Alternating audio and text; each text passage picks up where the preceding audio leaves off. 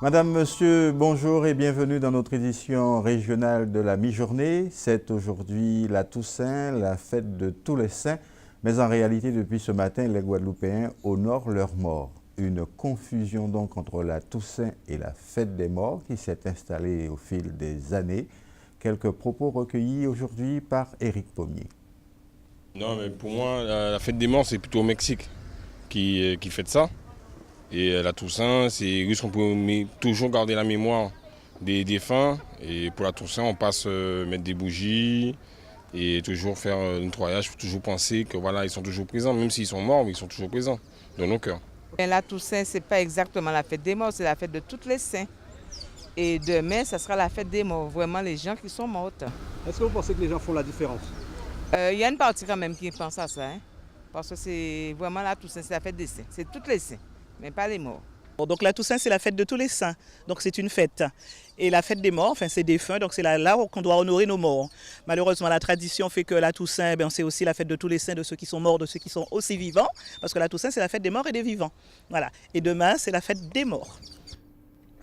Les Guadeloupéens se rendent donc dans les cimetières depuis ce matin pour y déposer fleurs et bougies sur les tombes des défunts. Cela se passe évidemment dans les cimetières communaux que vous connaissez tous, mais en Guadeloupe, il y a aussi des cimetières familiaux. C'est une tradition dans certaines de nos régions, par exemple les Grands Fonds ou à l'intérieur des terres abîmiennes, où s'est rendue aujourd'hui Karine Gielman. Un siècle d'histoire dans ce cimetière familial de Boivin aux Abîmes. Les premiers arrivants, la famille Canikite. C'est ma grand-père et grand-mère. C'est lui qui m'a élevé petit à 15 mois. Et j'ai marié en 1960. Mais j'ai 55 ans de mariage. Bon, mais mon mari est mort à mois de mars. Il est dans Cavola. Monsieur Ribard.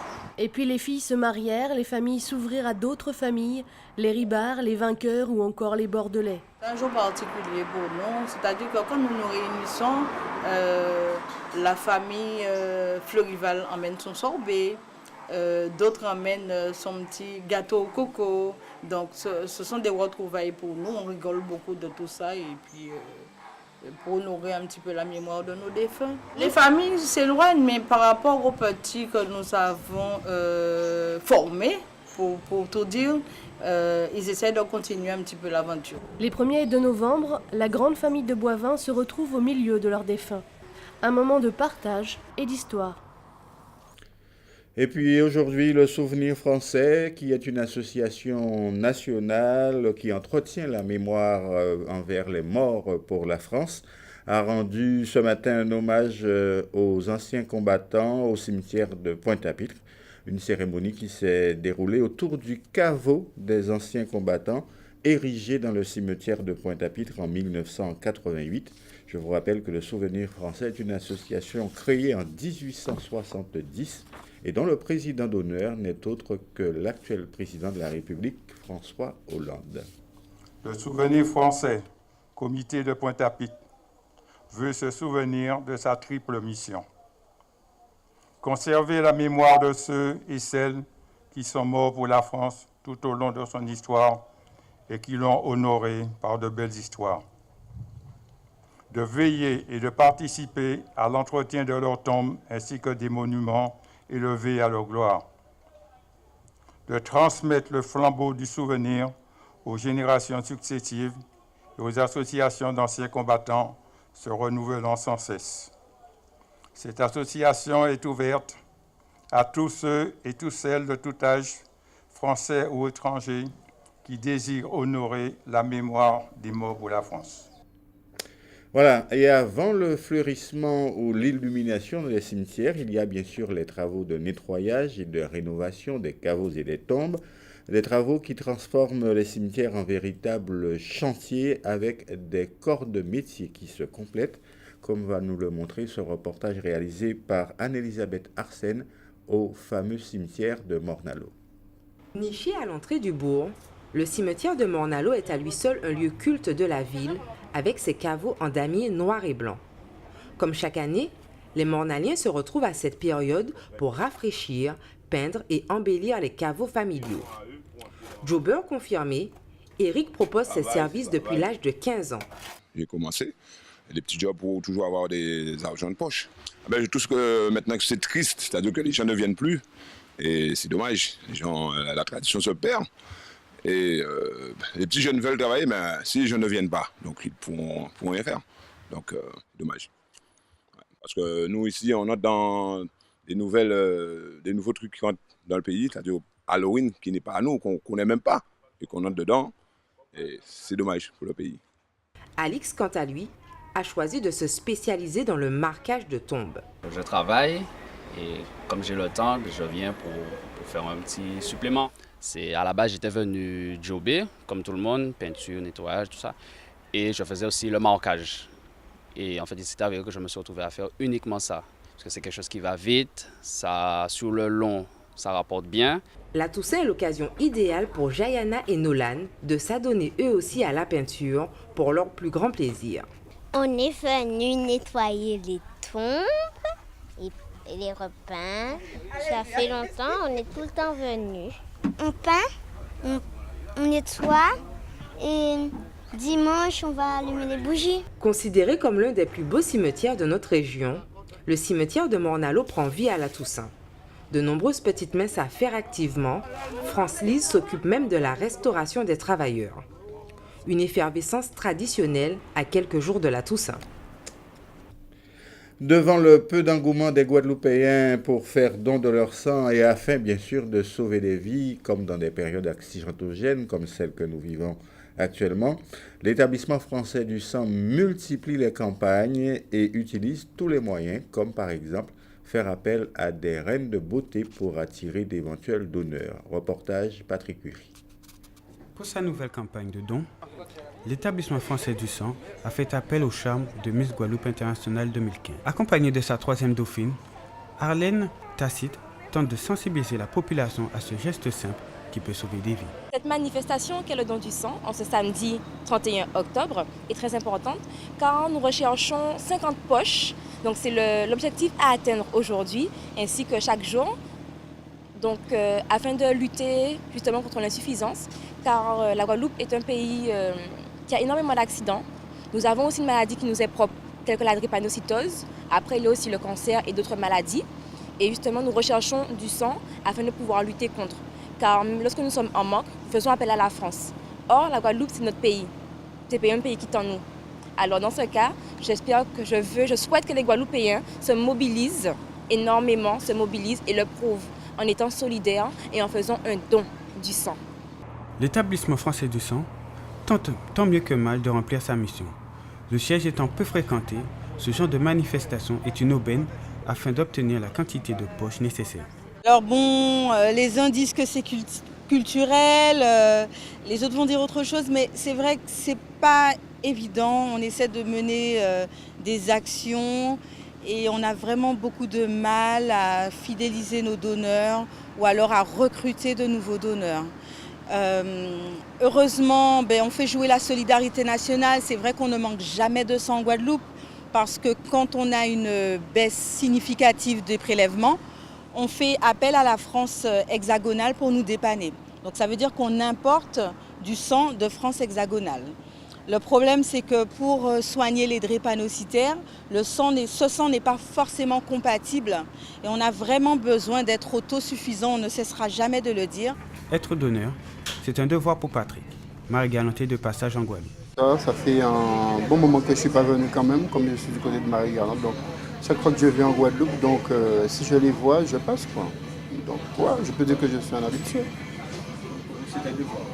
Oui, ça c'est clair et net. C'est un devoir. Si tout le monde pouvait faire pareil, ça aurait été bien. Mais il y en a qui ont peur des piqûres. Moi j'ai peur des piqûres, mais bon, j'y vais quand même.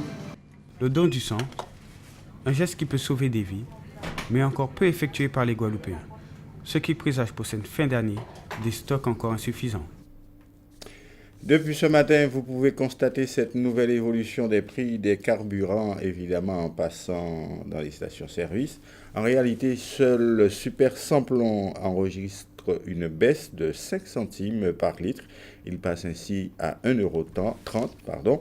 En revanche, le gazole reste inchangé, soit 1,13 € le litre.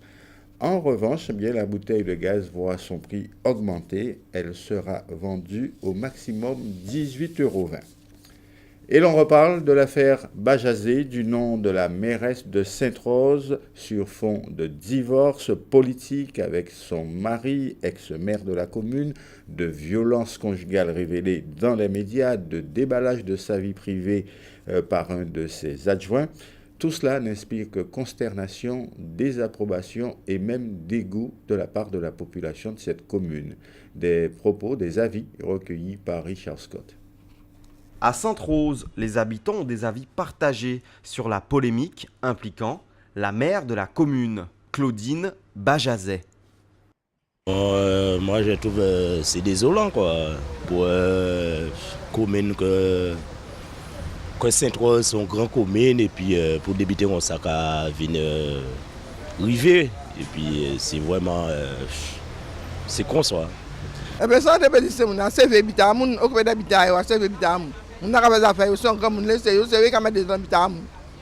Parce que madame et monsieur, ça pas doit être cap qui n'est pas là, il faut organiser. Il faut arrêter avec ce habitat-là, ça. Elle doit s'imposer quand même, parce que il formait une équipe et subitement, je trouve que c'est déloyal qu'un de ses adjoints essaie de mettre la zizanie où il n'y en a pas. Et s'il sent qu'il n'a pas sa place, qu'il s'en aille. Pourquoi il se bat sans arrêt et puis la zizanie Elle a sa vie, ça fait partie de sa vie privée. Si elle est en mesure de mener à bien la société de Sainte-Rose, Sainte-Rosienne, donc ma foi, qu'est-ce que vous voulez que je dise à ce propos? On n'a pas le droit d'entrer dans la vie privée de quelqu'un. Même si c'est un homme politique, même si c'est une femme politique, laissez-la vivre, laissez-la faire ce qu'elle doit faire au niveau de la localité. Elle est élue pour un certain nombre d'années. Dans une situation comme ça, vie privée mélangée, dans l'habitat public, c'est triste, c'est tout, voilà. Mais moi, je ne vais pas faire polémique si ça, pas vie privée, à mon pas regarder moi personnellement. Voilà. Donc faire remonter tout cela à la surface, je ne suis pas sûr que ce soit très constructif. Maintenant, s'il s'avère que c'est vrai, je dis si, parce que moi je me méfie toujours des médias et des ragots. Je trouve ça dommage. Cela étant, c'est pas ce qui va faire avancer la Guadeloupe. Moi, voilà ce que je pense globalement. On en vient maintenant à l'actualité de la Caraïbe qui est un peu différente. Il sera notamment question de l'Union européenne qui compte probablement réécrire certains accords commerciaux qui la lient à la Caraïbe aujourd'hui. Cuba. La célèbre université de l'État de Michigan a annoncé cette semaine que ses étudiants en médecine seront en mesure de poursuivre leur cursus à l'hôpital cubain à compter d'avril 2016. Selon l'annonce faite sur le site de l'université à la suite du rétablissement des relations diplomatiques entre Washington et la Havane, le Michigan State University est le premier établissement à parvenir à un accord avec les autorités cubaines en vue du développement d'une voie nouvelle pour les étudiants américains qui comptera dans le cadre de leur programme d'études. L'initiative permet aux élèves américains d'apprendre le système de santé cubain qui a été en pointe dans l'identification de facteurs sociaux qui sont à l'origine de certaines maladies et sur la prévention. L'annonce ajoute que les élèves apprendront également la médecine communautaire, l'obstétrique, la gynécologie, la pédiatrie et la gériatrie. Relations Caraïbes-Europe. Au cours des dernières semaines, la Commission européenne a mis à disposition 2 documents de travail qui vont changer les relations entre l'Europe, les Caraïbes et l'Amérique latine. Le premier, publié le 6 octobre, concerne l'évolution de l'accord de partenariat de Cotonou, Union européenne, ACP, qui vient à expiration en 2020. Le second, intitulé « Le commerce pour tous », publié le 14 octobre, expose les relations de la communauté européenne sur la future stratégie commerciale à mettre en œuvre dans la région. Ces travaux suggèrent que l'Europe gagnerait à développer des partenariats commerciaux plus efficaces qui devraient s'inscrire dans le cadre d'une relation avec la communauté des États d'Amérique latine et des Caraïbes, le CELEC, l'organisme qui comprend toutes les nations des Amériques, autres que les États-Unis, le Canada et les territoires dépendants. Port of Spain, le centre de recherche sismique Antilles, SRC, basé à Trinidad, a fait la démonstration de son incapacité à fournir des renseignements sur une série de tremblements de terre qui a eu lieu au large de la Dominique. Dans un communiqué publié hier, la SRC a déclaré qu'elle était incapable de fournir des renseignements opportuns sur ces événements en raison des limitations dans son réseau sismique dans l'île qui ont résulté de non-paiement des contributions de plusieurs pays des Caraïbes. Selon le centre, un tiers seulement des gouvernements qui devraient être payeurs ont effectivement respecté leurs obligations. On en vient à l'actualité sportive avec l'ensemble des résultats des rencontres comptant pour la 5e journée du championnat de division d'honneur. On parle football évidemment. Vous noterez que le Phare du Canal est allé s'imposer face à la Solidarité scolaire 1-0. L'Amicale de Marie-Galante a défait l'Étoile sur son terrain 1-0 également. Gourbert s'est imposé, lui, face au Sirocco 2-0. Match nul entre l'Arsenal et le CA Marquisa 2-2. Le Red Star s'est fait dominer par l'USBM 2-1. Et puis, le CSM a remporté ce choc avec son voisin, la Juventus de Sainte-Anne, 2-0. L'USR, qui ne jouait pas, garde tout de même la tête du classement à l'issue de cette 5e journée, puisque la rencontre USR gauloise, comme vous le savez, a été reportée. Un mot sur la mini Transat île de Guadeloupe. La deuxième étape est partie hier de Lanzarote aux Canaries. Elle doit enfin conduire, si j'ose dire, la soixantaine de concurrents à Pointe-à-Pitre d'ici une quinzaine de jours. Des concurrents dont, bien sûr, l'unique Guadeloupéen Carl Chipotel. Ces concurrents qui ont connu une première nuit sans encombre pour la plupart, selon le communiqué de l'organisation. Ces concurrents qui se dirigent vers les îles du Cap-Vert. En attendant l'arrivée de la mini-transat à Pointe-à-Pitre, la baie était hier animée par une régate, la Solidaire, une épreuve ouverte aux personnes à mobilité réduite. La compétition proprement dite ne s'est pas déroulée comme prévu, mais les organisateurs ont tenu à offrir à ces personnes atteintes de handicap divers la découverte et l'initiation au plaisir de la voile. Reportage Anne-Elisabeth Arsène.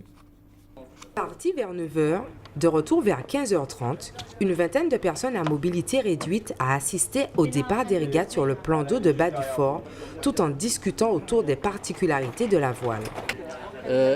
En plus de découvrir, mais de les emmener aussi à être sur l'eau, à courir comme des coureurs, puisqu'il y a des handicapés qui n'ont pas de pieds, qui n'ont pas de mains et qui naviguent et qui font même la haute du Rhum. Donc pourquoi pas eux? Et c'est aussi mettre une activité en plus au niveau voile pour la Guadeloupe. Parce que quand même nous sommes sur un archipel et il faut que ça bouge, quoi. Pour Fabrice Colapcan, apprendre à naviguer dans notre région entourée d'eau est une priorité de sa mandature. Très bonne journée, très bonne sensation. C'est pas la première fois que je monte sur un bateau, bon, en tant que valide certes. C'est une belle expérience que je vais renouveler. Serge, qui fait partie de la Ligue de voile, qui m'a parlé justement de permis bateau pour personnes en situation de handicap. Et nous, ça nous intéresse parce que tout ce qui est sport est accessible pour tout handicap. Un vrai plaisir pour ces marins en herbe, handicapés moteurs comme Nicolas. J'ai conduit le bateau, j'ai navigué, j'ai tourné à gauche et à droite et j'ai été jusqu'à l'arrivée. Embarquer et débarquer d'un bateau reste encore une manœuvre délicate, une opération qui exige force et maîtrise. Une difficulté que Jean Rosier n'a pas hésité à surmonter afin de profiter des joies de la mer. Ouais, pour, je dirais, un homme de la mer, un Port-Louisien, c'est vraiment, je me retrouve à nouveau dans mes éléments, c'est vraiment quelque chose de super et c'est le plaisir de se retrouver vraiment à la mer sur un bateau. Avoir le pied marin n'est pas donné à tout le monde, mais tout le monde peut s'adonner à des activités nautiques. C'est le but que la Ligue Handisport s'est fixé. Développer et promouvoir plus d'activités sportives pour les personnes en situation de handicap. Avant de nous quitter, je vous donne des nouvelles du temps qu'il fera cet après-midi sur l'archipel guadeloupéen. Le soleil sera un peu partout, même si quelques nuages sont à prévoir sur la Basse-Terre, au-dessus des reliefs en particulier, mais aussi dans la région des Grands Fonds en Grande Terre. Quelques possibilités d'averses dans cette région des Grands Fonds. Les températures, elles, varieront entre 26 et 29 degrés, hormis sur les hauteurs de Saint-Claude et des Deux-Mamelles, où l'on enregistre un petit 19 degrés, vous avez bien entendu. Vous aurez droit à une météo complète dans un instant avant le journal de TF1, journal qui sera suivi du magazine Grand Reportage. L'information continue sur alizé.com. Je vous retrouve quant à moi à 19h pour notre deuxième édition de la journée.